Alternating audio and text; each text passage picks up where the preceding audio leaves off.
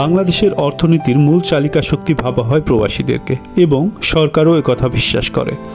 তবে প্রকৃত সত্য এটাই, প্রবাসীরা দেশের জন্য এত কিছু করার পরও তারা দেশের সবচেয়ে অবহেলিত শ্রেণীর মধ্যে অন্যতম। তাদের প্রেরিত অর্থে দেশ পরিচালিত হলেও নানাভাবে প্রতিনিয়ত প্রবাসীরা অপমানিত নির্যাতিত হচ্ছে।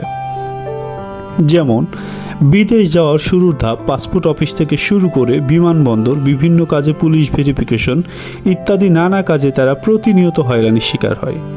যাদের পরিশ্রম ও ঘামের টাকায় এদেশের মানুষ আজ উন্নয়নশীল থেকে উন্নত জীবনযাপনের দিকে ধাবিত হচ্ছে, অথচ সেই প্রবাসীরা রয়ে গেছে আজও অনুন্নত। চোখ থাকতেও যেন প্রবাসীদের দেখার কেউ নাই। তাই প্রবাসী ভাই বোনেরা প্রতিনিয়ত তাদের বেশ কিছু দাবি দেওয়ার কথা জানিয়ে আসছে, যদিও তাদের এ দাবি দেওয়া এখন পর্যন্ত কেউই মূল্যায়ন করেনি। তবে বর্তমান প্রেক্ষাপট কিছুটা হলেও আলাদা। হাসিনা সরকারের পতনের পর ডক্টর মোহাম্মদ ইউনূস সরকার প্রধান হওয়ার পর থেকেই তারা বেশ জোরালো সংঘবদ্ধভাবে তাদের দাবি দেওয়া পেশ করছে, যার মধ্যে অন্যতম কিছু দাবি দেওয়া হচ্ছে প্রবাসীদের পক্ষে কথা বলার জন্য সংসদে নির্দিষ্ট প্রতিনিধিত্বকারী সংসদ সদস্য রাখতে হবে। এয়ারপোর্টে প্রবাসীদের ভিআইপি সম্মাননা দিতে হবে। প্রবাসী কেউ মারা গেলে বিনা খরচে দ্রুত সময়ে দেশে নিয়ে আসতে হবে।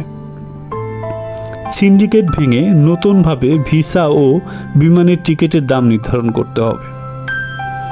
প্রবাসীদের জমিজমা দখল বন্ধ সহ তাদের পরিবারের নিরাপত্তার ব্যবস্থা করতে হবে।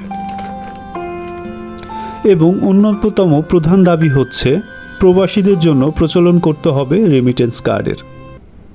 এছাড়াও প্রবাসীদের জন্য অবসরকালীন পেনশনের ব্যবস্থা করতে হবে। বহুদিন ধরেই এসব দাবি দেওয়া জানিয়ে আসছে প্রবাসীরা। তবে এখনই উপযুক্ত সময় প্রবাসীদেরকে নিয়ে ভাবার। যদিও ডক্টর মোহাম্মদ ইউনূস জানিয়েছেন প্রবাসীদেরকে নিয়ে বিভিন্ন ধরনের কাজ চলমান।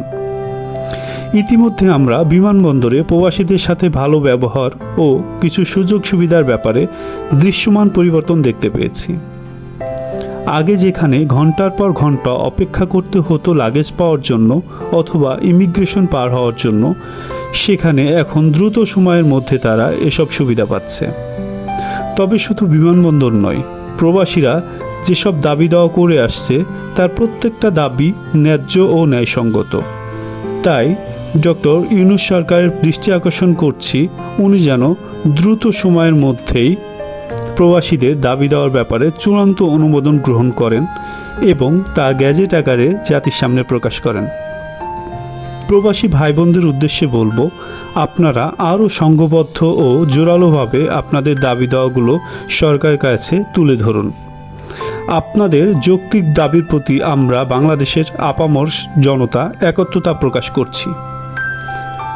আমরা আমাদের ব্যাংটক চ্যানেলের মাধ্যমে আপনাদের পক্ষে কথা বলে যাব ইনশাআল্লাহ।